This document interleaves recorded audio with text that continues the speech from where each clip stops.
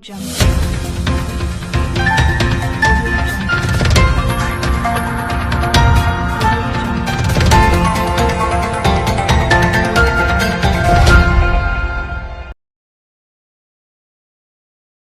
News കാലാവസ്ഥാ വാർത്തയിലേക്ക് സ്വാഗതം. ഈ വർഷത്തെ തെക്കുപടിഞ്ഞാറൻ മൺസൂൺ അഥവാ കാലവർഷം രാജ്യത്ത് ഇന്നലെ എത്തിയില്ല.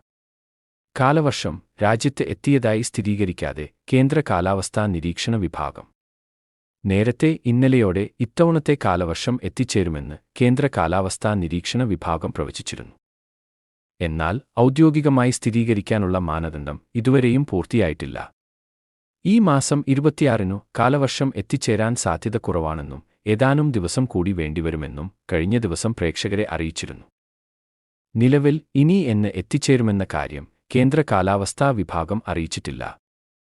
അതേസമയം ഇത്തവണത്തെ കാലവർഷം ജൂൺ 4-നു എത്തിച്ചേരാനാണ് സാധ്യതയെന്ന് സ്വകാര്യ കാലാവസ്ഥാ നിരീക്ഷണ വിഭാഗമായ മെറ്റ്ബീറ്റ് വെതർ അറിയിച്ചു.